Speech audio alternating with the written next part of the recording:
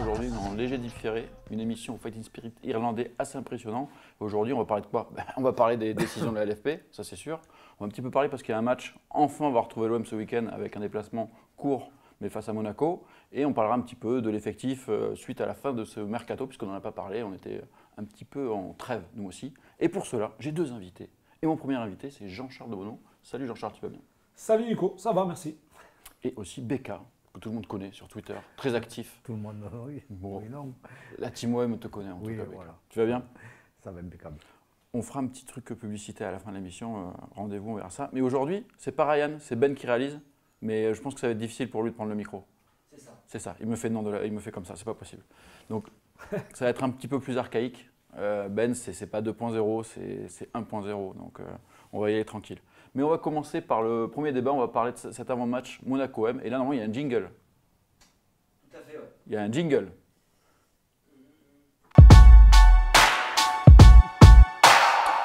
Merci Ben. Donc avant-match Monaco-M, donc court déplacement.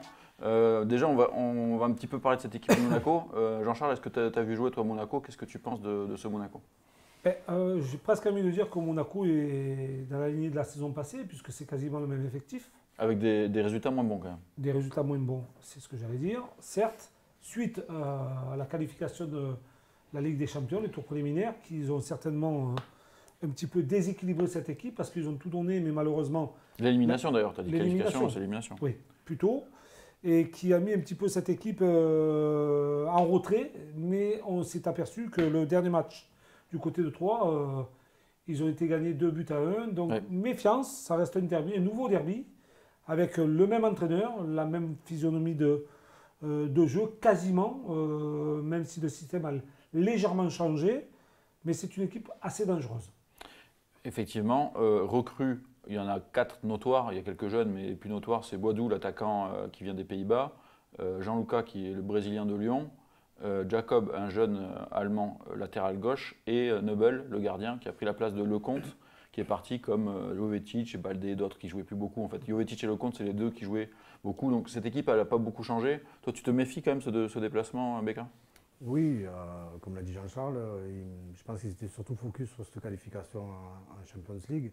Du coup, peut-être qu'ils ne donnaient pas leur pleine mesure en championnat. Et il me semble que l'entraîneur faisait pas mal tourner. Ouais. Et, il y a eu des changements. Après, le duo d'attaque n'avait pas encore trouvé son rythme de croisière. Voland en particulier. Le duo Forland-Ben Yedder, l'année dernière, était très performant. Ils ont eu un peu de mal à se mettre en route au début de saison. D'ailleurs, c'était la recrue Boadou qui était titulaire en début lors des premiers matchs. Et là, je regarde juste la compo de la victoire à 3 avec un doublé de Diop. C'est Ben Yedder seul en pointe avec Gianluca, Fofana, Tchouaméni, Jason Martins, Diop sur les côtés. Et la défense, c'est Badiachil Maripane avec Aguilar à droite et Caio Henrique à gauche. Et donc Neubel dans les caisses. Donc là, on voit qu'il y a quand même une petite évolution. Parce qu'on se souvient, l'année dernière, on avait quand même plutôt un duo d'attaquants. C'est ce que je te disais, ça a changé un petit peu au niveau de la tactique. C'est le schéma de jeu est un petit peu différent. Quasiment avec les mêmes joueurs. La saison passée, c'était souvent un 4-4-2. Là, je n'ai pas ce qu'envie de dire, c'est un 4-2-3-1. Donc, seul un attaquant de pointe. Mais face à l'Olympique de Marseille, on ne sait pas comment ça peut se passer. Est-ce que Forlan ne va pas jouer aux côtés de Ben Yedder? Vont débuter ensemble, ce qui est fort possible. Oui, parce que le système de jeu de l'OM est particulier avec cette défense à 3 qui bouge un peu selon si tu as le ballon ou pas. Ça permettait à Monaco, d'être un peu plus dangereux offensivement. On sait qu'il y a l'apport de Diop derrière qui est assez intéressant. Et surtout la récupération, que ce soit Fofana ou Tchouaméni, qui sont deux joueurs remarquables. Je me rappelle la saison passée quand je commentais pour eux, pour Téléfoot, j'étais bord pelouse et c'était vraiment des joueurs monstrueux qui, eux, donnent le ton dans une rencontre, qui accélèrent le pressing, qui cassent le jeu, qui savent faire les fautes quand il faut le faire, mais surtout pousser l'équipe vers l'avant et surtout donner des possibilités de casser les lignes. Voilà, c'est deux joueurs très importants.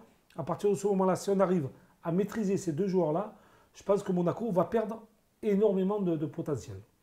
Tu voulais dire un truc, Ben ou... Ok, donc je voyais que ça agitait avec un micro. On est un petit peu sans filet. Donc, je voulais juste préciser que Monaco a quand même connu des débuts difficiles parce que, mis à part cette victoire à 3, c'est un seul petit point en 3 matchs. Donc, ils sont 14e avec 4 points. C'est quand même pas un des débuts flambants, plus l'élimination face au Shakhtar. Ils sont reversés en Europa League, il me semble. Donc, c'est vrai que les débuts sont un peu décevants. Justement, moi, c'est ça qui ne me rassure pas. Est-ce que tu es comme moi, Becca, de se dire ils vont peut-être vouloir lancer leur saison face à nous, quoi. C'est ça. Après, il y avait ce fameux facteur de la Ligue des Champions. Je pense qu'ils étaient plus focus sur ça et qu'ils allaient se lancer un peu plus loin, un peu après sur le championnat. Et même en termes d'effectifs, je pense qu'ils faisaient bien tourner l'entraîneur, qui mettait des joueurs au repos.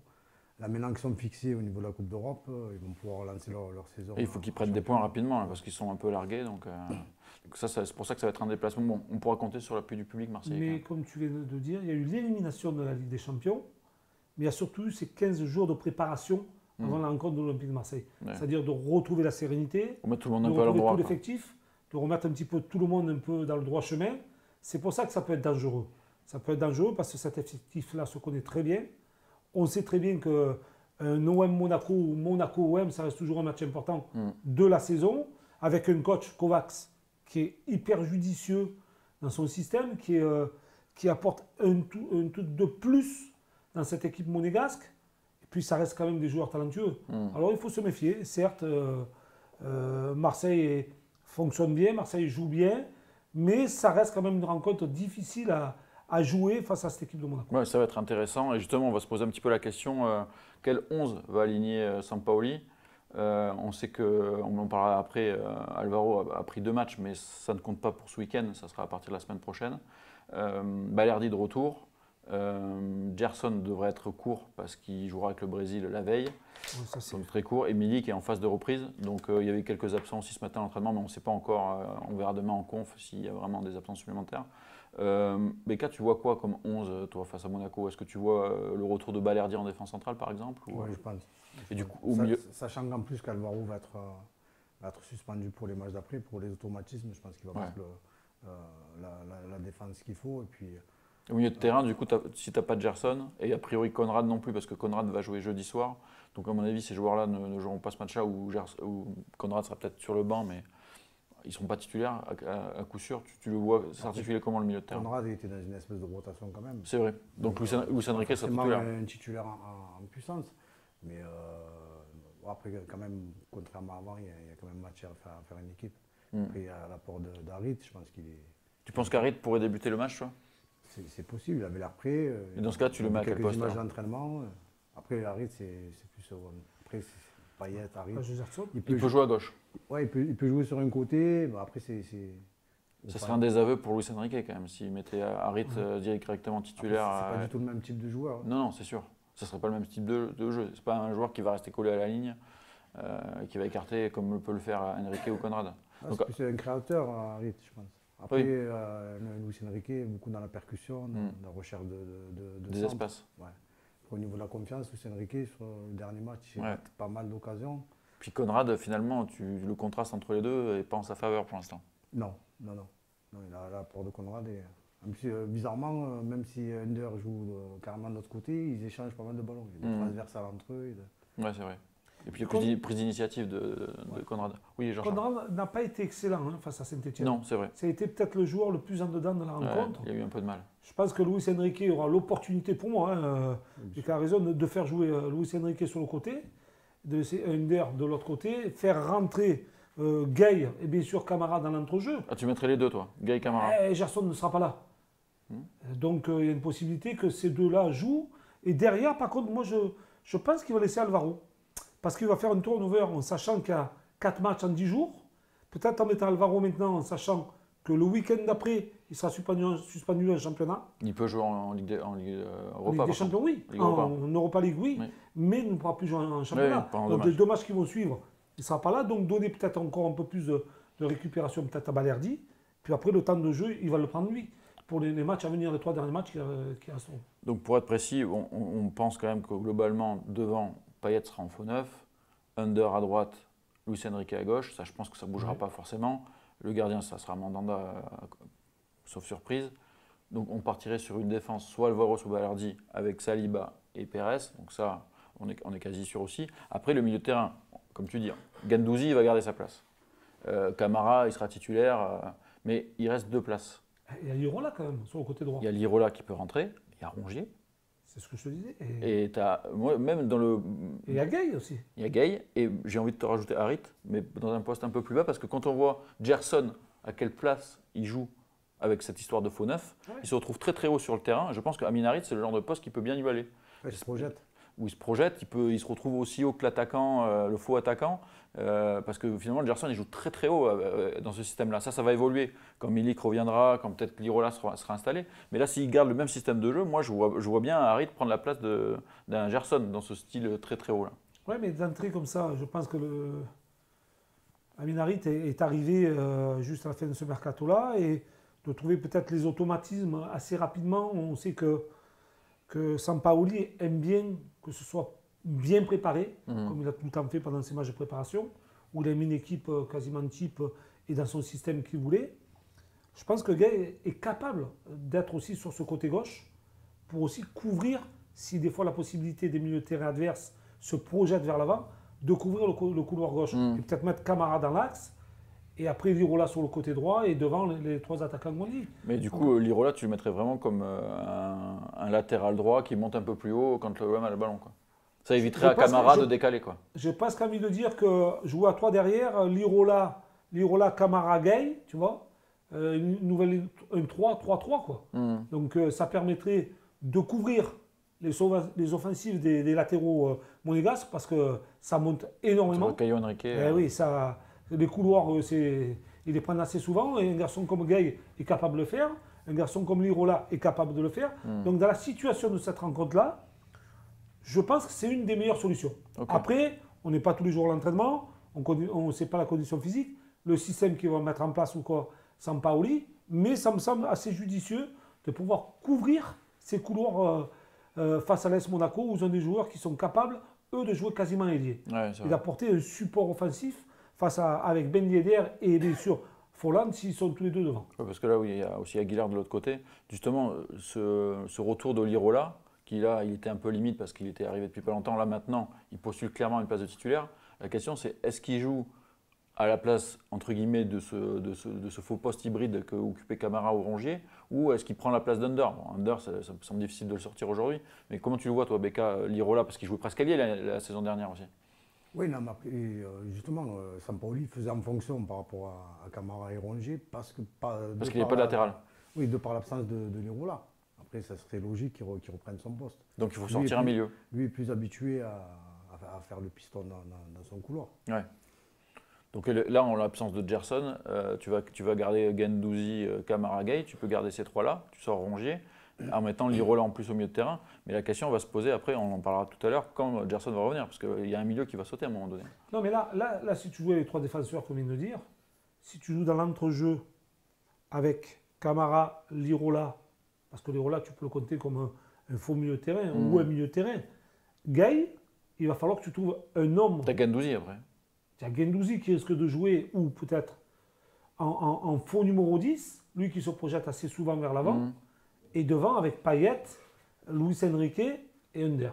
Ouais. Moi, c'est ce qui me semble le plus équitable dans cette rencontre-là. Pour un match extérieur. Parce que sinon, tu es obligé de sortir ou Gay et de mettre Harit sur le côté. Est-ce qu'Harit, il a toutes les capacités physiques aujourd'hui à pouvoir défendre comme va le faire Gay? Ouais. Oui, c'est aussi un choix par rapport à l'équipe et l'extérieur. Parce que voilà, c'est l'extérieur. C'est une équipe un peu à domicile. Qui généralement marque beaucoup de buts. Même si cette année, ils n'en ont pas beaucoup marqué. Je crois qu'ils en ont marqué 3. Par contre, ils en ont encaissé 5. Oui. Ça, c'est quand même un mauvais signe pour eux. Et un bon signe pour l'Olympique de Marseille. Mais face à cette équipe monégasque, dans un nouveau derby, parce que ça reste aussi un derby, avec 2 entraîneurs tacticiens, je pense qu'il vaut mieux assurer dès le départ et puis après changer ton système. Tu as tout le temps pour faire entrer Harit. Harit, il peut jouer les 30 dernières minutes. Puis bon, est-ce qu'il est bien prêt physiquement? Ouais, il a très peu de journées d'entraînement. Il a joué le match amical face à Nîmes. Voilà quoi. Ok. Bon, ben, ce match-là, en tout cas, il y a une chose qui est sûre, c'est qu'on a envie de le voir. Il va y avoir du spectacle. Ça va être sympa. Sincèrement, il y aura du spectacle. Ça va être sympa. Et du coup, on va parler par le prisme des paris. Et c'est les paris FCM. Ben, c'est à toi.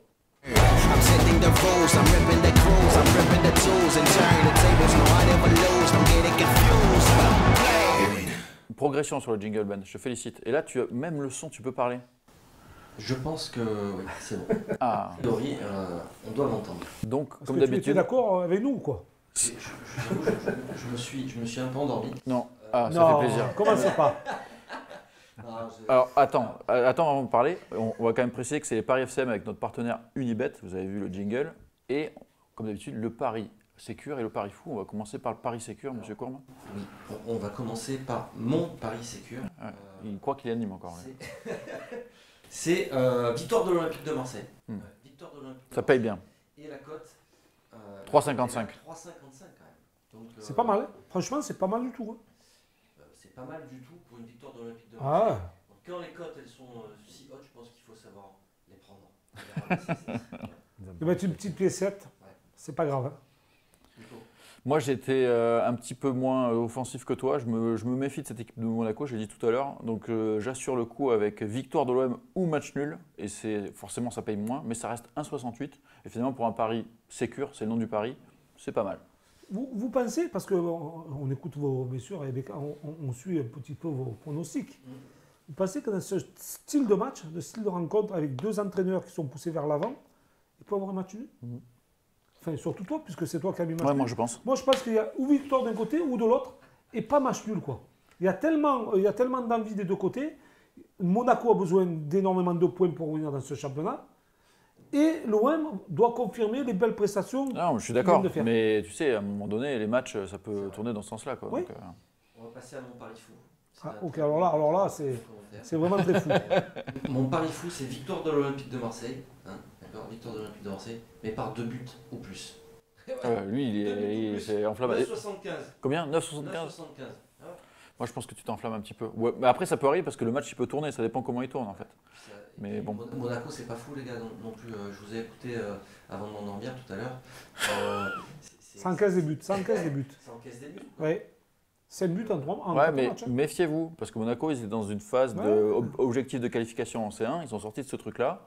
Ils ont gagné leur dernier match. Ils se relancent un peu. Moi, je vous dis, attention, on ne s'enflamme pas. Je trouve que tu t'enflammes un peu. Vas-y, ton pari fou. Mon pari fou, qu'est-ce que j'ai? Je ne m'en souviens plus. Il faut que tu me le rappelles. But de Payet. Non, but de under et 2 buts dans le match. Moins de 2,5 buts. Donc c'est au maximum 2 buts. Donc en fait, ça veut dire que même toi, tu n'y crois pas à ton pari. Donc ça veut dire que ça serait, moi par rapport à ce que j'ai fait sur le pari sécure, ça serait un partout. Ça serait un partout avec un but d'under, cote à 13. Ouais, si, c'est bien, ça peut passer ça, et bonne cote quand même, 13. D'accord. Vous préférez quoi comme pari, monsieur?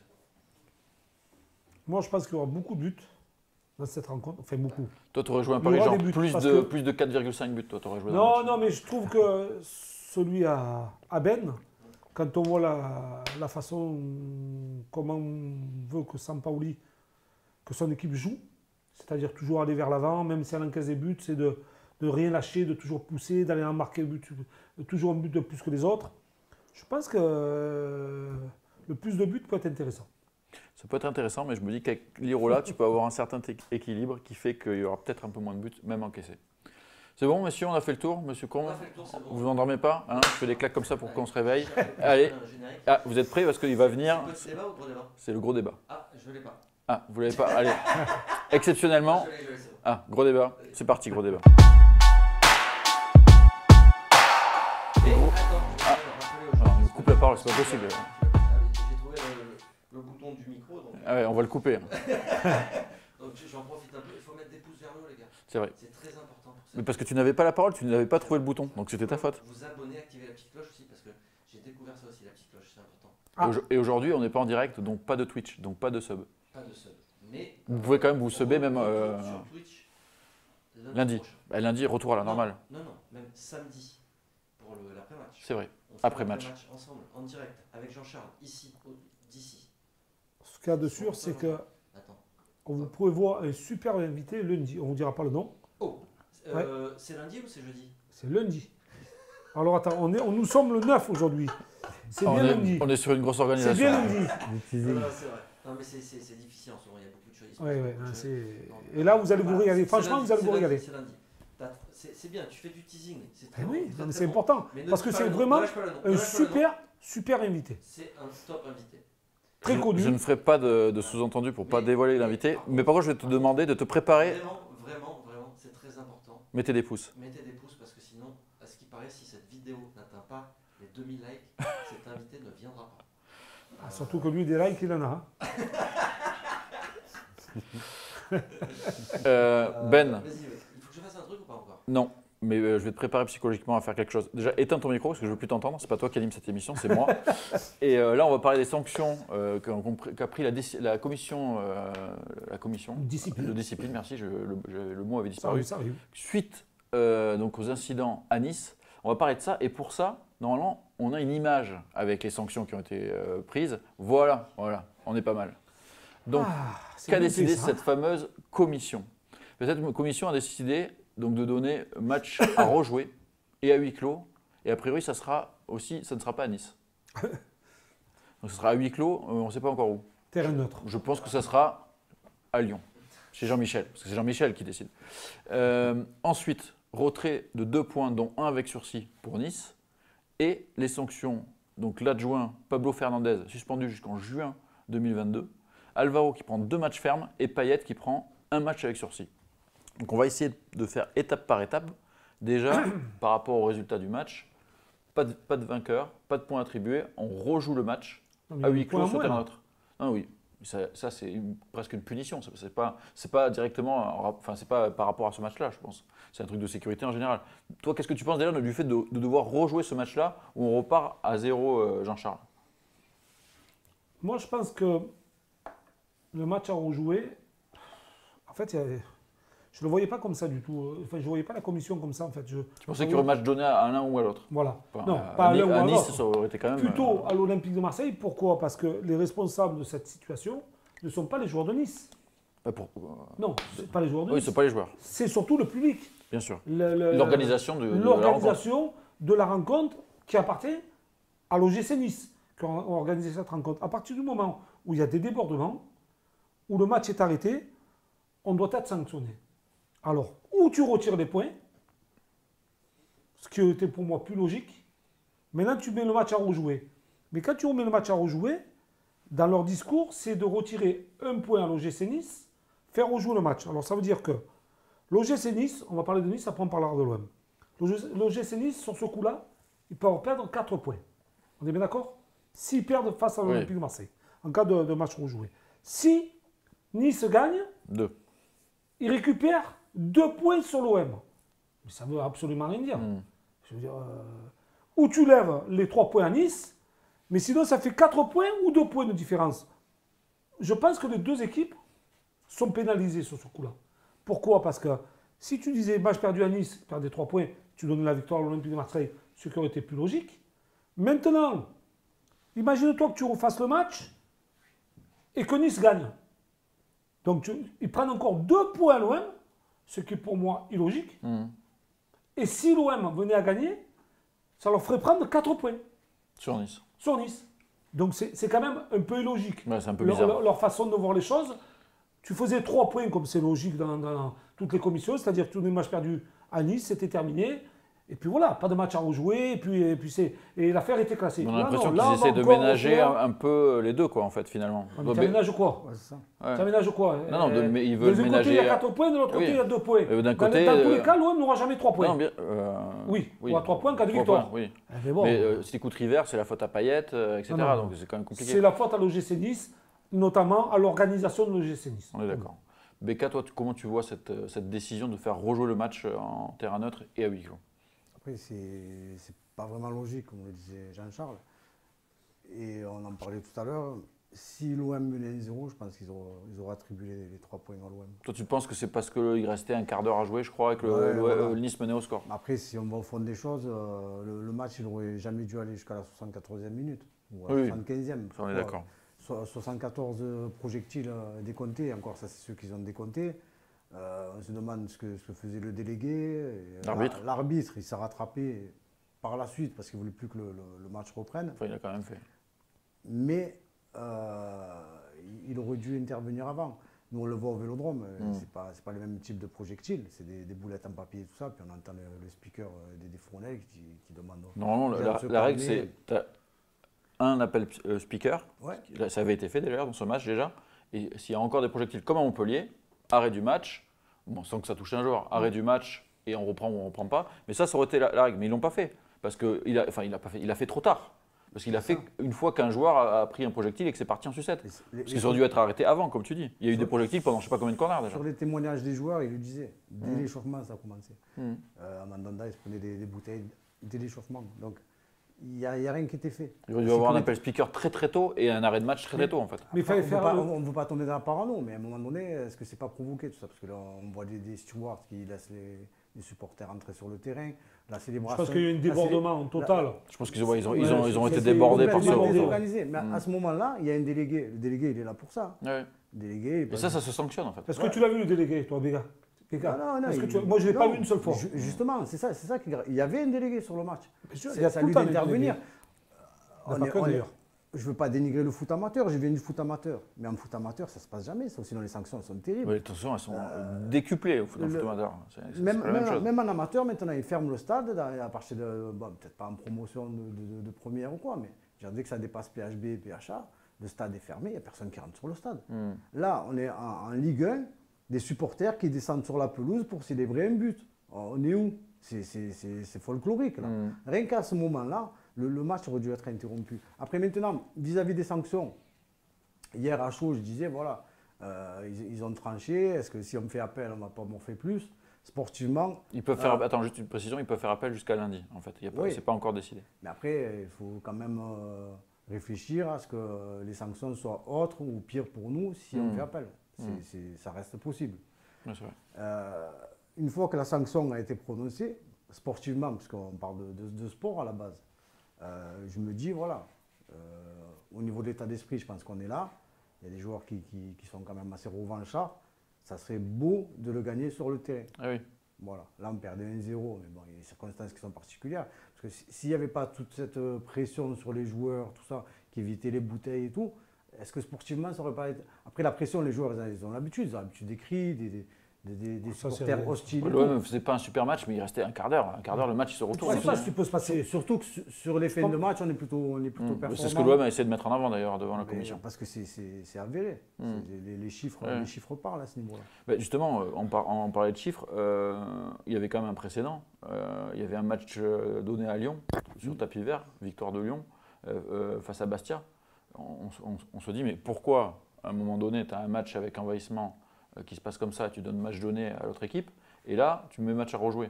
En fait, on a du mal à suivre aussi cette histoire de logique sur les décisions. C'est pour ça que c'est toujours complexe, ces genres de commissions. Il faut trancher de suite, dire on donne match perdu à l'une des équipes qui est organisatrice. Donc, match perdu, c'est terminé. Ou tu donnes match perdu aux deux équipes, ce qui est pour moi pas logique. Non, c'est pas mais logique, tu tranches. Ouais. Mais là, pour moi, ils n'ont pas tranché. Pour moi, c'est pas... Le problème, c'est que justement, il y a une jurisprudence. C'est ça. Il y a une jurisprudence, et là, tu t'aperçois qu'il y a 2 poids, 2 mesures. Après, c'est pas sombre dans la parano. Tu te dis, quand c'est l'OM, des fois, sur certains événements, les joueurs, ils mangent plus. Là, tu t'aperçois que on y reviendra sur les sanctions par rapport à Nice. Des fois, pour usage d'engins pyrotechniques, tu prends autant de matchs à huis clos que là, les faits sont beaucoup plus graves. Beaucoup plus graves. Il y a des agressions physiques, sur le terrain. Des supporters qui sont sur le terrain, des engins pyrotechniques. Ça n'a jamais causé de tort à personne. Oui, si ce n'est pas jeté sur les gens. Il n'y a aucun préjudice physique par rapport à ça. Que les sanctions soient équivalentes, ce n'est pas logique. Après, c'est là que tu te dis qu'il y a certains clubs qui pèsent plus au niveau des instances que nous. Parce qu'il devrait y avoir des barèmes précis, comme tu dis, et qu'il ne devrait pas y avoir de discussion. Tel match s'est passé comme ça, là, c'est le même cas de figure, peut-être même pire. Il se passe exactement la même chose au niveau des sanctions. Et là, on reste logique. Donc ça, c'est au niveau du match. Après, Non, mais surtout que sportivement, entre joueurs, il ne s'est absolument rien passé. Oui, ça s'est un peu chauffé. Ouais, mais c'est un match, c'est un derby. Parce que c'est chaud. C'est normal, tu te parles toujours sur le terrain. Il y a des tacles un peu chauds. Ce qui est normal. C'est ce qui a rendu aussi la rencontre intéressante. Oui, bien sûr. Quand on nous regardait, c'était intéressant de voir un vrai derby. D'ailleurs, donc là, ça c'est la décision par rapport à ce match-là. Après, il y a eu quand même des sanctions individuelles. Bon, on l'a vu, il y a l'adjoint de Sampaoli, parce qu'il a mis une droite à un supporter, il a pris cher. Après, il ne va pas faire ça, mais et c'est surtout, nous, ce qui nous intéresse, c'est Payet qui prend un match avec sursis, Alvaro, 2 matchs fermes. Alors, on va rappeler ce qui s'est passé quand même. Payet, il prend cette bouteille pleine derrière la tête, il se relève et il rejette une bouteille, je crois qu'il en jette une deuxième après ou un truc comme ça, ça part un peu en sucette dans la tribune, et Alvaro, lui, il arrive après coup, et lui, il balance un ballon en tribune, etc. Donc, Alvaro, bon, c'est un mec chaud, on l'a déjà vu sur d'autres matchs, mais est-ce que vous trouvez la sanction juste qu'ils prennent 2 matchs fermes là-dessus? Moi, je pense sincèrement que les joueurs, il fallait les mettre à part. Pas le rentrer dans un contexte de conflit avec les supporters, parce que quand tu es sur le terrain et qu'il y a des envahissements comme ça, tu as peur. Tu as peur, tu peux pas savoir la réaction que tu vas avoir. De la peur, tu peux faire des gestes et avoir une réaction bizarre que tu n'as jamais fait dans ta vie ou sur un terrain de football. Maintenant, sanctionner les joueurs, je trouve ça dommageable, parce que là, ils vont directement sur le sportif, sur un plan de jeu. Tu vas pénaliser l'équipe marseillaise pendant 2 matchs, l'absence d'Alvaro, qu'il soit titulaire, peu importe ou pas, mais Payet qui a eu sursis. Alors peut-être qu'Alvaro, ils ont jugé que par rapport à la saison passée, il y a eu des incidents. Vous faites que lui, c'est pas lui qui se fait agresser en premier et qui vient rajouter de lui sur le feu. Ouais, mais bon, tu sais pas, bon, on sait qu'il est comme ça. Bon, il ne doit pas le faire, hein. Il doit pas le faire. Mais certes, mettez les joueurs à part. On ne sait pas vraiment ce qui s'est passé. Mais toi, tu aurais préféré un truc global. Mais moi, je parle de sécurité, tout simplement. Dans ce cas-là, il aurait fallu qu'il sanctionne aussi Kluivert qui porte la main sur un agent de sécurité, sur Galé Baldé. Pareil, c'est un joueur de foot, il n'a pas à le faire. Ça. Pourquoi lui il lève la main? Dans ce cas-là, il fallait sanctionner aussi les images. Donc, ils ont vraiment sanctionné le truc très très visible qu'on a vu pendant le match en fait, pas les petites images d'après quoi. J'ai l'impression que c'est un peu ça aussi. Quand tu es sur un terrain, tu ne sais pas. Alors Baldé, on le connaît tous, c'est un mur, c'est un bloc, c'est un mec hyper gentil. Il est là pour la sécurité, donc c'est logique qu'il tourne autour de l'équipe olympienne. Mais tu ne sais pas quand tu es joueur, si le gars il te vient derrière, tu peux avoir peur, la réaction que tu peux avoir. C'est pour ça que je te dis, il aurait fallu faire. Oui, parce que comme tu disais, entre joueurs, c'est pas parti en sucette. Mais non, il y a c'est un peu chauffé, mais les c'est joueurs pas. entre eux se sont calmés, ils ont discuté, ils ont essayé d'arranger la situation, que ce soit les Niçois ou les Marseillais qui ont été plus à la merde que les Niçois. Mais qu'est-ce qu'on va mettre les joueurs dans cette histoire, suspendre les joueurs? Moi, je trouve ça inadmissible. Non, c'est sûr. Et je trouve ça par contre, moi, je me souviens avant qu'il y ait les sanctions, certains disaient Payet, il va prendre cher, etc. Je veux dire, Payet, il réagit, il n'a pas à renvoyer les bouteilles. Mais il se prend une bouteille, c'est quand même humain. D'ailleurs, Nicolas Anelka, qui est consultant dans sur RMC, a dit moi j'aurais été à sa place, j'aurais renvoyé les bouteilles et les chaussures aussi. Mais le truc qu'il y a, c'est qu'au final, qu'est-ce qu'ils ont fait là? Ils ont fait un entre-deux, un truc un peu symbolique. Finalement, il n'a pas de sanction, il n'a que du sursis. Qu'est-ce que tu en penses, toi, de cette décision? Pour toi, il n'aurait même pas dû avoir de match avec sursis. Non. Ben, symbolique ou pas, il est victime dans l'histoire. Après, on voit les images de la bouteille qui se prend de plein fouet. Là, il la prend bien. À un moment donné, il va pour tirer un corner, il en prend 3, 4, 5. Et on voit qu'il fait un geste et après il la jette par terre, la bouteille. Mais déjà, ça le démangeait. Puis là, avec l'effet de surprise, une bouteille pleine dans le dos, la peur, comme ça. La peur et l'énervement aussi. Ce qu'il fait, c'est instinctif. Il ne faut pas se tromper de. Bien sûr. Dans ce cas précis, il est victime. Donc je ne vois pas pourquoi il serait sanctionné. C'est la victime. C'est une double sanction. Par contre, si on veut rentrer un peu dans le détail, moi je me souviens à Montpellier, quand ils ont arrêté le match, notre ami Gendouzi avait ramassé une bouteille aussi et était venu face au COP Montpellier en disant ça suffit quoi, comme ça. Et non, mais quelque part, c'est un peu plus malin parce que du coup, en faisant ça, il le montre à l'arbitre et il oblige l'arbitre à intervenir. En fait, Payet, il aurait dû faire ça. Au lieu de jeter les bouteilles sur le côté, il aurait dû ramasser les bouteilles et dire monsieur l'arbitre, regardez. Après, pas tout le monde a la même réaction, la même lucidité, peut-être. Là, c'est tombé sur non, mais moi je parle même pas le côté qui prennent la bouteille, mais avant, parce que le corner d'avant, il y a je sais pas combien de bouteilles qui tombent déjà. C'est là où il aurait dû donner les bouteilles à l'arbitre et dire oh, attendez, c'est pas possible. L'énervement de Payet, la réaction. 74. Non, mais l'arbitre, là c'est sa responsabilité si ça part en sucette. Il devait arrêter le match avant. C'est ce qu'on avait dit. Bien sûr. La responsabilité de l'arbitre. C'est au niveau de la responsabilité. Imagine, il se passe la même chose au Vélodrome, au niveau des sanctions. Il faut être réaliste. S'il y a un envahissement du terrain au Vélodrome… Avec des joueurs tapés par les supporters. C'est ça, mais en plus, voilà, on est Marseillais, on va au stade, on sait qu'il y a des fadas dans le stade. S'ils rentrent, ils ne vont pas faire le voyage pour rien. Ce qu'il y a, c'est qu'au niveau de l'organisation, il y a des filets, il y a je ne sais pas combien de stewards, quand il faut qu'il y ait la police avec les boucliers, ils sont là aussi. Tout ça, c'est l'organisation. Quand les boissons, tu ne rentres pas de boissons, c'est que des gobelets sans couvercle. Donc, tu lances la boisson, elle se vide avant d'arriver sur qui que ce soit. tout ça, c'est de l'organisation, bien sûr. Donc, et ça, River, il a bien essayé d'éviter ça. Non, mais ça, il n'a pas eu la bonne attitude. Non. Moi, président, il a mis de l'huile sur le feu, c'est incroyable. Voilà, il a complètement dédouané. Je suis resté étonné quand même de River d'avoir une telle... Qui a une très bonne réputation dans le milieu en tant que bon président. Là, moi, je l'ai trouvé décevant. Je vais te raconter une histoire de ma génération, parce que ce n'est pas la première et ça ne sera pas la dernière d'histoire comme ça qu'on va vivre. Ce qui est malheureux, c'est qu'on n'arrive pas à cesser ça avec tous les problèmes qu'il y a eu dans les stades de football. Une année, on joue à Lyon, Lyon Olympique de Marseille pour la montée, en 83. On gagne 1-0, le stade plein à craquer. Bon, à l'époque, tu pouvais rentrer pour tout et n'importe quoi dans les stades. C'était pas comme maintenant. Quoi. Mais ne serait-ce que les fusées, qu'on voit souvent dans des stades, encore aujourd'hui. Je peux te dire que nous, il y a eu un mort ce soir-là. Un jeune de 16 ans qui venait voir le match. Il a pris une fusée dans la gorge. Il est décédé, le petit. Entre 13 et 16 ans, je ne me rappelle plus. Mais qu'est-ce qu'il y a eu de fait après? On n'a pas entré bien sûr la personne. Mais qu'est-ce qu'il y a eu? On a fait un match de bienfaisance pour la famille. Mais le petit, il est décédé. Il avait tout juste 15 ans. C'était un adolescent. Arrêtez avec ça. Imagine-toi que Payet se prenne une fusée. Imagine-toi. Parce que ce qui est fort possible.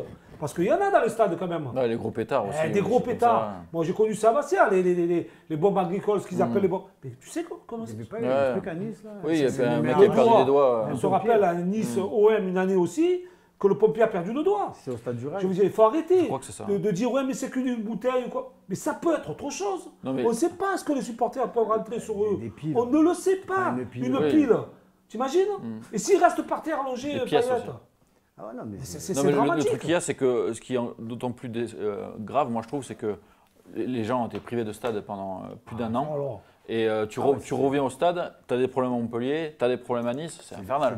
Par contre, il faut souligner qu'à chaud, le comportement des supporters marseillais contre Saint-Etienne a été exemplaire. Il n'y a pas eu de débordement. Il y a eu ambiance. Il faut le souligner. Après, ça, oui, l'ambiance. Mais ça, on va au stade pour ça. Oui, mais c'est positif. Oui, c'est vrai. Mais justement, moi je pense que les supporters marseillais, il faut qu'ils restent sur cette ligne-là. C'est ça. Qui montrent qu'il faut arrêter avec Marseille, c'est toujours le bordel. Non, mais Marseille, ça peut aussi être le bordel au niveau champ, mais voilà, ça s'arrête là. On va être attendu au tournant. C'est-à-dire que là, c'est sûr. Le moindre débordement, on risque de le payer. Il va falloir être malin.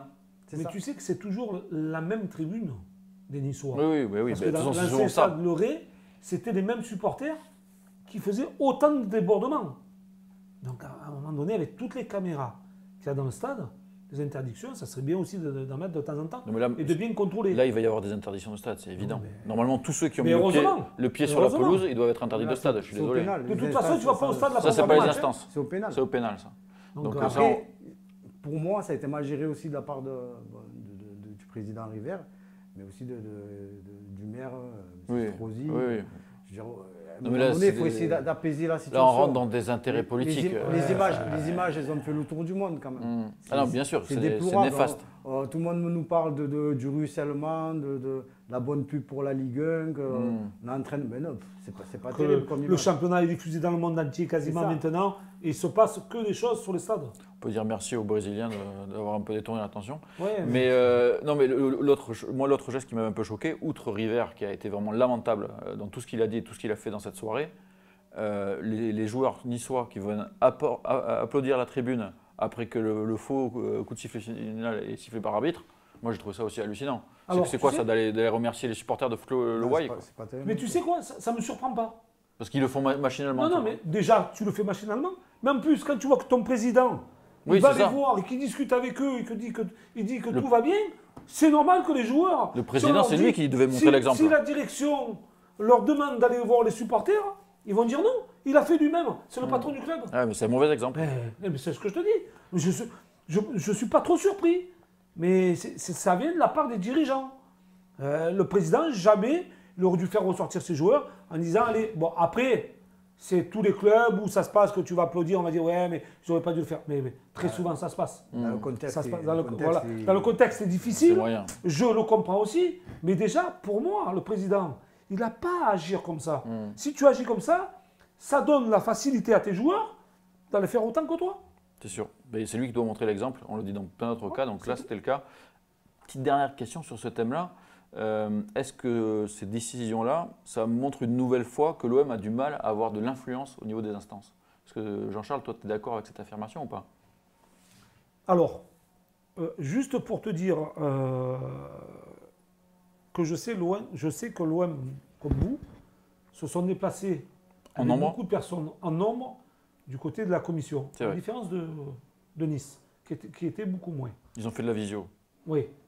Mais c'est vrai que l'Olympique de Marseille, alors on va dire, ouais, tu es supporter de l'OM, tu es un pro-OM. D'abord, oui, je suis supporter de l'OM, parce que c'est mon club, parce que j'y ai joué, parce que c'est ma ville, parce que j'aime ce club. Qui a travaillé. Que j'ai travaillé et que je supporte. Mais certes, il ne doit pas avoir des sanctions ou je dirais des facilités de mettre le pied sur la tête de l'Olympique de Marseille et d'écraser petit à petit comme ça a été fait ces dernières années. Je pense que l'OM doit être respecté comme une grande Europe et comme tous les autres clubs du championnat de France de Ligue 1 ou de Ligue 2, tout simplement, à sa juste valeur et tout à fait normalement. Un jugement il doit être équitable pour tout le monde. Il ne doit pas avoir des favoris parce que, ou Olas, ou à l'époque Bess. C'est des cercles d'influence. Voilà. Ah, L'influence attends, Jean-Charles, Paris Saint-Germain. on me dit dans l'oreillette qu'il ne faut pas s'inquiéter parce que c'est Jacques-Henri Hérault qui s'occupe de défendre l'OM dans les instances. Alors, On est rassuré là. On est bien là avec A, non? Là, on est bien. Là. Avec Jacques-Henri, on est peinard. Ah ouais. Donc voilà, moi je trouve que c'est logique. Il faut souligner le travail de M. Cardoz. Au niveau de la communication. Au niveau de la communication, au niveau des réactions, ça, je trouve il est passé en plateau. Oui, il a fait RMC le soir et le matin, je crois. Ouais, ce matin, il était sur BFM, il me semble. Et il faut le souligner, quand le travail n'était pas fait, on était les premiers à râler, à le dire. Oui, c'est vrai. Quand les choses évoluent dans le bon sens, il faut le souligner aussi, je pense. Je pense qu'ils font du bon boulot. Après, voilà, au niveau des instances, il ne faut pas oublier qu'il y a Vincent Labrune à la tête de la LFP. Il y en a qui ont dit que ça allait nous avantager, je ne vois pas trop en quoi. Non.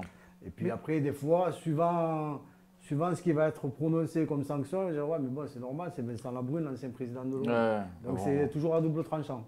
D'ailleurs, c'est les cas. Moi, je pense qu'il ne faut pas être avantagé parce qu'on avait ça. Non, c'est pas une question d'être avantagé. Je pense qu'il faut être réglo. C'est de ne pas être désavantagé. C'est ça la question en fait. Non, mais désavantagé ou avantagé, non. Il faut que ce soit logique. Non, c'est ça, mais dans le cadre de l'OM, ce que je disais, c'est l'OM ne demande pas à être avantagé. L'OM demande à ne pas être désavantagé.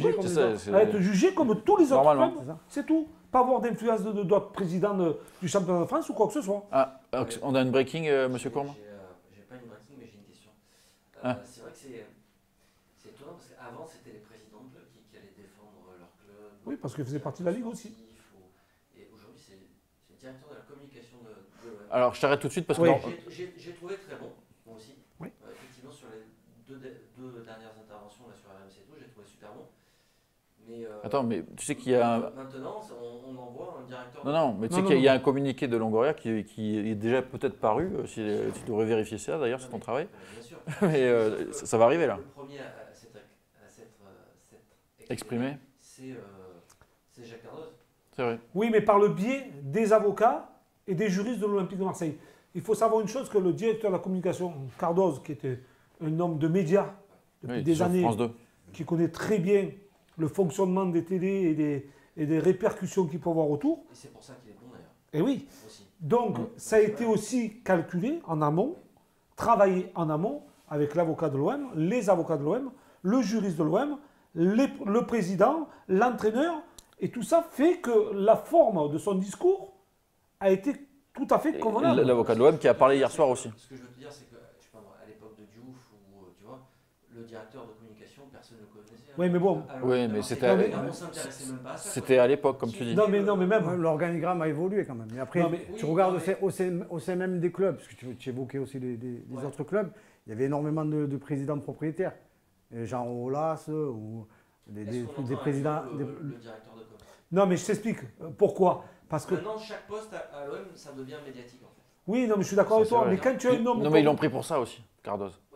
Comme quand tu avais un homme comme Pape Diouf, avec sa présence, sa responsabilité des choses et son empreinte qu'il avait dans l'Olympique de Marseille, je pense qu'un personnage comme Pape Diouf, qui connaissait tout à fait le dialogue. Il connaissait les médias aussi. Il a bossé à la Marseillaise. Les médias, mais il a tout fait. Bien sûr. Il a tout fait. Non, mais donc, quand il arrivait dans une commission, il y avait quand même une grosse présence et on respectait l'homme. Là, le truc. Mais tout à fait, là, il parle, logiquement. C'est la prise de parole que Ben évoque. Et je pense qu'aussi, Pablo Longoria, qui, on le rappelle, est président et en gros, quand même directeur sportif aussi, je pense qu'il voulait quelqu'un pour avoir un peu une barrière médiatique et de ne pas devoir réagir tout le temps.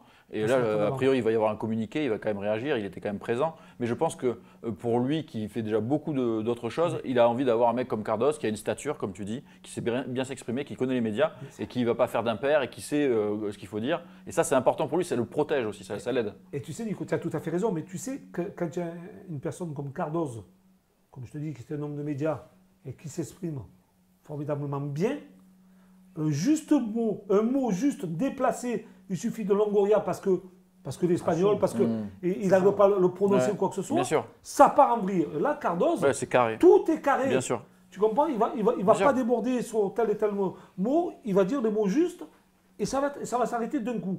Que si Longoria arrive et qu'il déborde sur un mot qu'il ne fallait pas dire, oh là là, ça va prendre une ampleur pas possible. Là, ça permet d'avoir un discours bien carré, bien travaillé, bien précis.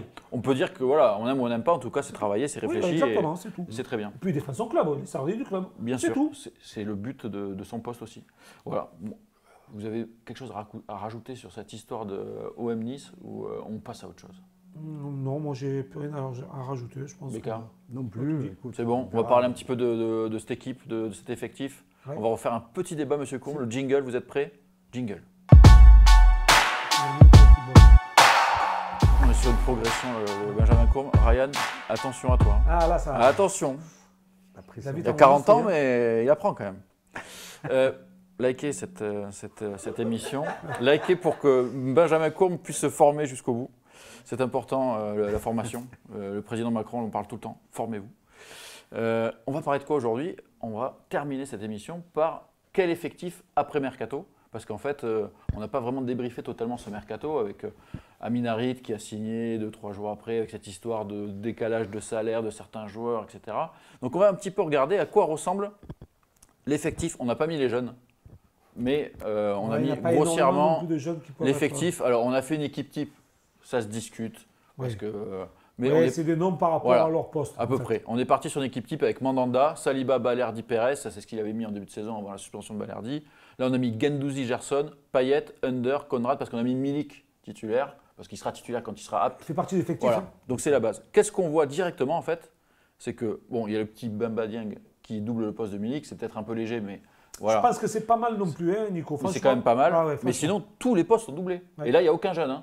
Il n'y a aucun jeune du centre de formation parce qu'on voit même que Rongier et Camara, ils sont deux là, sur ce poste-là. Ouais. Alors, ça peut évoluer, tu peux avoir un milieu de terrain en plus, il fallait trancher. Mais moi, ce qui est le plus parlant en fait là-dessus, c'est qu'on voit que finalement, on n'est pas loin d'avoir doublé les postes. C'est ce que voulait Sampaoli. Il a quand même un effectif solide, Jean-Charles. Ah ben oui, je pense que la solidité qu'on a recherchée depuis quelques années, elle est bien présente. Là. Il voulait 22 joueurs, là il en a 23 si je ne me trompe pas, puisqu'il y a 3 joueurs au milieu de terrain. On n'a pas oublié Kaletakar là? Si, il est en doublure de Perez. Ah oui, exactement, voilà, parce que j'allais dire Non, de Balerdi. Ouais, on a mis Amavi. Après, ça se discute. Il manque... Ah non, Alvaro, vous l'avez mis à droite, ok, d'accord. Non, après... Oui, après les postes, parce qu'on peut mettre Lirola. Alors moi, peut-être, le seul poste où il fallait peut-être un peu plus s'appuyer, c'est sur le côté droit, au côté d'Under. Parce que Lirola, qui est capable de jouer latéral droit, qui est capable de jouer faux milieu droit, un peu moins attaquant droit quand même. Tu vois, mais est-ce que tu c'est pas du tout Est-ce que tu peux pas faire jouer un Conrad ou un Enrique qui ont déjà joué aussi à droite Oui, après voilà, c'est jeune, Conrad, Enrique, c'est jeune. Voilà, c'est peut-être après il va manquer je dis bien peut-être, un petit peu d'expérience dans des matchs compliqués ou tu vois la gestion physique d'un jeune joueur par rapport à un joueur qui a 27-28 ans. Déjà, celui qui a 27-28 ans, il arrive déjà à se gérer. Bien sûr. Il connaît un petit peu quand il faut accélérer. Ou quand tu as beaucoup de matchs comme Camara, tu as l'expérience. Bon, après, je pense que dans l'ensemble, c'est bien géré. Maintenant, il faudra voir un petit peu le... Là, on a mis Milik et Dieng. Bon, il n'y en a aucun des deux qui ont joué. Non. Mais Dieng, je pense que c'est un joueur d'avenir pour moi. Hein, sur ce qu'il nous a montré. C'est pas un peu décevant qu'il n'ait pas plus de temps de jeu? Ben ouais, moi, j'aurais bien aimé. Mais tu sais, quand tu es entraîneur, et que tu as une équipe qui marche, qui fonctionne. Non, mais sans être titulaire, ne serait-ce que rentrer. Il peut rentrer aussi sur un côté. C'est ce que je vais te dire. Par contre, tu vois, on a sorti la semaine dernière face à Saint-Etienne Conrad. Peut-être qu'on aurait pu aussi le faire rentrer à lui. Bien sûr. Et faire sortir après Under, faire rentrer Luis Enrique de l'autre côté, ou peu importe. Tu vois. voir un petit peu aussi, et puis surtout lui donner un petit peu de temps de jeu. Bien sûr. Parce que les joueurs qui sont comme ça remplaçants constamment et qui ne jouent pas, quand tu rentres même 20-30 minutes, crois-moi, tu veux tout donner d'un coup et souvent, tu n'as plus de respiration en l'espace de 5 minutes. Il te faut un peu de minutes, il te faut du jeu. Oui, il faut jouer. Il te faut un peu de temps de jeu pour trouver des repères et essayer de trouver aussi ton plein régime. Donc voilà, je pense qu'un garçon comme un Dieng, on n'en parle pas assez souvent. Et on ne le voit pas aussi. Il faut Mais qu'il joue un peu plus. voilà, moi j'aimerais bien que de temps en temps. Stratégique un peu. Tu penses que toi, c'est une stratégie de Sampaoli? Je sais pas, parce que contractuellement, c'était pas terrible. A priori, ça s'est réglé cette Ça s'est affaire. réglé. Ça s'est réglé, mais récemment. Oui. Je dirais en le montrant un peu plus, sachant que le mercato était encore ouvert, est-ce qu'il n'y aurait pas eu des. Ah, tu crois? Je sais pas, non, c'est juste une hypothèse, je sais pas. Après, Sampaoli le voit au quotidien. Hein. Bien sûr. Après, c'est aussi peut-être des choix tactiques ou techniques. Aussi. Mais toi, quand tu vois Sans attaquant pur en championnat, tu mets 8 buts quand même. Oui, c'est ça. C'est que finalement, ça ne te manque pas tant que ça. Tu as l'impression que le danger peut venir de partout. Oui. Tu as ces milieux qui se projettent. Tu as Gerson qui marque, Guendouzi qui marque. Ouais, alors que ce n'est pas des milieux offensifs à la base. Situation, il y a Rongier, il a toujours cette espèce de maladresse. Sinon, je pense qu'il aurait pu en planter un ou deux. Le danger peut venir de partout. C'est un football total. Voilà, pour les équipes adverses, ça ne doit pas être évident à défendre quand même. Parce que ça dézone beaucoup. C'est imprévisible. Quand tu t'appuies juste sur ton attaquant de pointe, il faut un marquage strict. Bien sûr. En zone soit à 2 sur lui ou quoi. Les ballons n'arrivent pas trop. Et puis, mais là ça bouge de partout. Et il y a beaucoup de variations, comme tu le disais. Je ne sais plus quel match, je crois que c'est Saint-Etienne, où Guendouzi, il joue à gauche, mais il colle la ligne. Ouais. Et il finit à droite, où il est à droite, axe très haut. Enfin, c'est impressionnant. Les joueurs changent. Il y a des permutations, il y a de la percussion. Ça joue vers l'avant, c'est plaisant à voir. Donc pour toi, l'effectif est suffisant pour toi, Becca. Quand tu vois tout ce que... Est-ce qu'il y a un ou deux postes que tu aurais pu renforcer? Tout à l'heure, dans le débat, on était en train de savoir, mais pourquoi on ne mettrait pas, alors que l'année dernière ou l'année d'avant, il n'y avait pas trop de doute. Hein. Il y a des joueurs que tu n'avais pas envie de voir sur le terrain. Les joueurs blessés, les joueurs suspendus, tout ça, et puis tu étais obligé de mettre des jeunes sur le banc qui n'allaient pas avoir de temps de jeu. Il n'y avait pas assez de joueurs. Après, ce qui est frappant sur le 11 de départ que vous avez affiché, c'est qu'il y a quand même 6 nouveaux joueurs sur exact, c'est vrai. Parce que là, tu as Saliba, titulaires. Pérez, Guendouzi, Gerson, Conrad, Under. Ouais, tu en as 6. 6 joueurs. Et tu as l'impression qu'ils sont là depuis longtemps. Ouais, c'est vrai.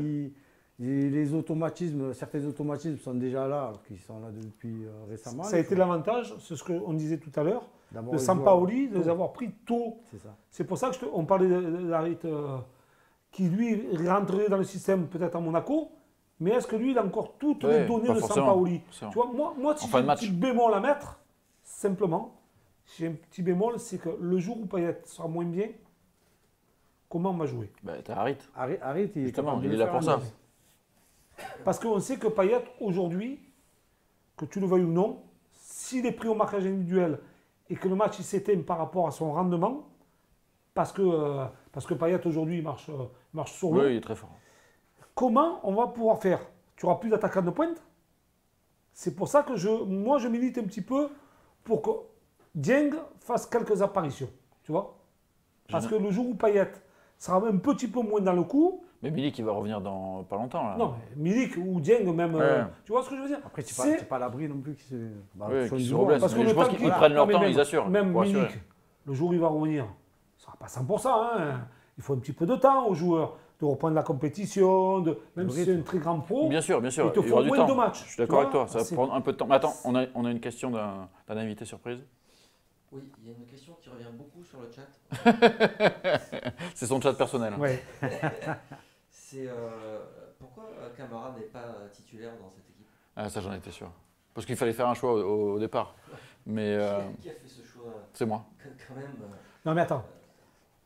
Je vais essayer de répondre à ta question. Il n'est pas titulaire dans Non, mais il est titulaire. Camara. Alors, Monsieur Courme, c'est très intéressant de prendre la parole pour poser des questions, mais moi, j'ai un déroulé. Donc, j'avais une question justement sur Camara qui allait venir. Ce n'était pas forcément celle-là. C'est justement Camara, là, je ne l'ai pas mis titulaire, mais il peut très bien être titulaire. Je vois venir ta question. Moi, j'ai fait un débat fac l'autre jour où moi, je le mettais dans l'axe à la place de Balerdi. C'est ce que j'allais te dire. Donc, ça règle beaucoup de problèmes pour moi de le mettre là. Mais bien sûr. Moi, je pense que Balerdi, on en pense ce qu'on en veut. Il a fait quand même quelques erreurs de relance, quelques erreurs sur le but de placement. Je pense qu'un joueur comme Camara, si déjà tu veux te soulager par rapport à la compo que tu veux mettre, tu le mets derrière.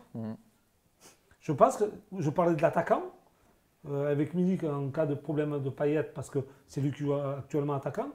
Mais le problème aussi, c'est derrière, dans l'axe. S'il manque un joueur, s'il y a un joueur à recruter, si tu ne mets pas Camara dans l'axe, c'est là où il faut le recruter, pour moi. Mais toi, Camara, tu le mets titulaire dans le 11 de base au milieu ou tu le remettrais derrière? Mais moi, depuis toujours, j'ai toujours dit que Bouba était défenseur central. Donc vous êtes d'accord? Pour moi, ça a toujours été le cas. Il est formé à ce poste-là.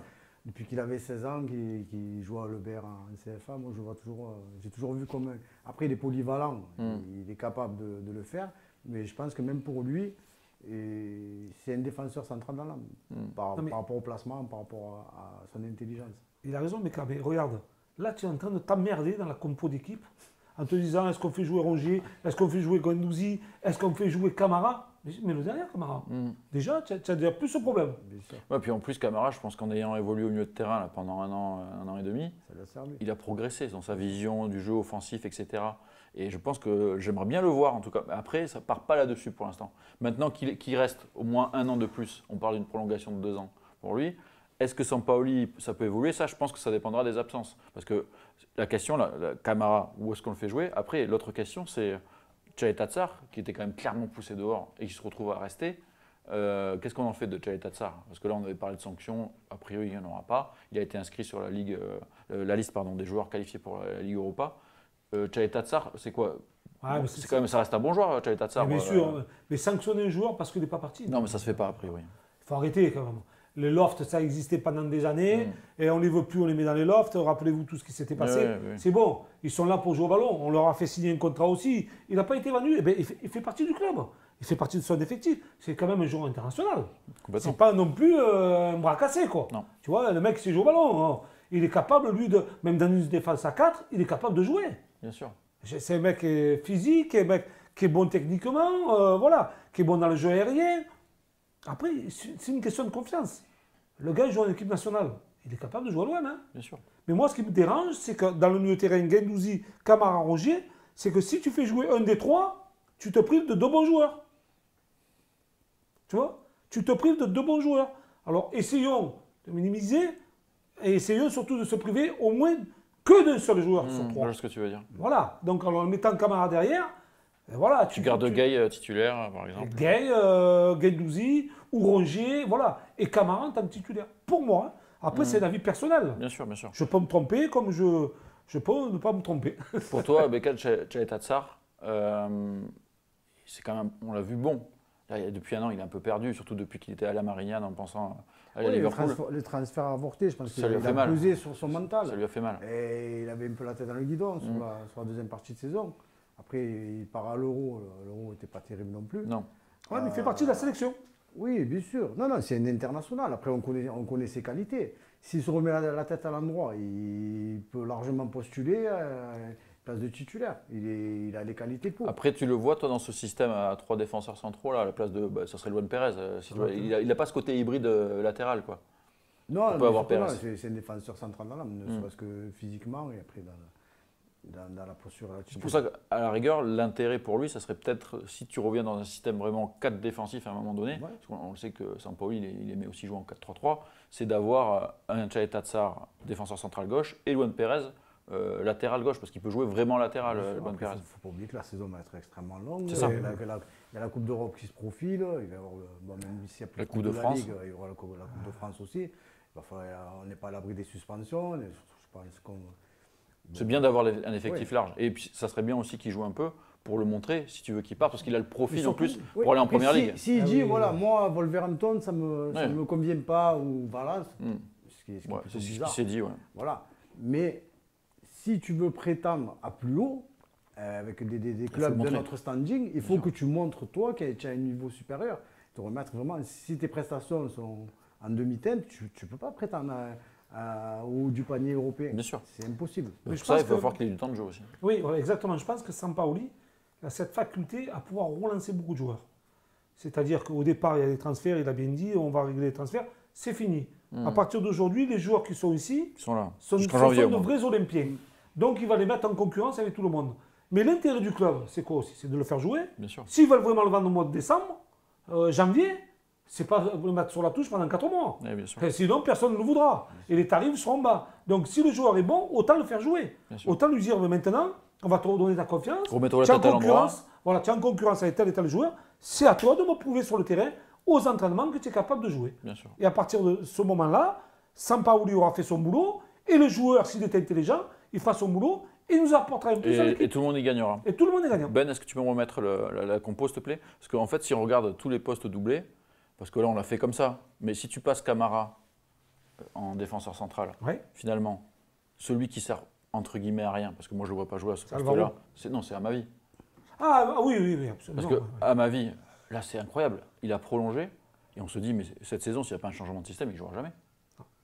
Qu'est-ce que vous en pensez, messieurs? D'accord, à part suspension ou. Mais suspension, il part à la place de qui il va jouer? Non, mais si Pérez est. Et si Pérez n'est pas là, ben, tu feras jouer Tchaleta Tsar à sa place. Oui. À ma vie, il n'a pas la capacité à jouer dans moi, je crois je ne le vois pas jouer à ce poste-là. Moi, je te dis franchement, à 3 défenseurs, je ne le sens pas. Il n'a pas ce polyvalent. Bien sûr. Et là, dans ce système-là, il ne peut pas jouer à la place de Conrad. Hein. À 5 ou à 4? Oui, mais à 3, dans le système de la saison dernière. Là, ça paraît compliqué. Où tu pouvais mettre un Mourel à l'époque. Ouais.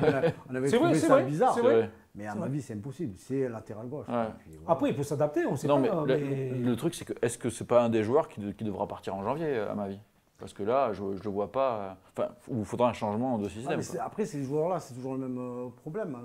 C'est encore l'héritage de Héros. C'est-à-dire que c'est des gros salaires. Mais là, ils l'ont prolongé. Ils pouvaient laisser partir les boursiers. Mais après, ils n'auraient jamais dû pour moi. Après, est-ce que c'est un vœu de Sampaoli? C'est bizarre. C'est compliqué. Peut-être que Sampaoli, il ne pensait pas avoir toutes les recrues comme ça, et il s'est gardé le joueur au cas où.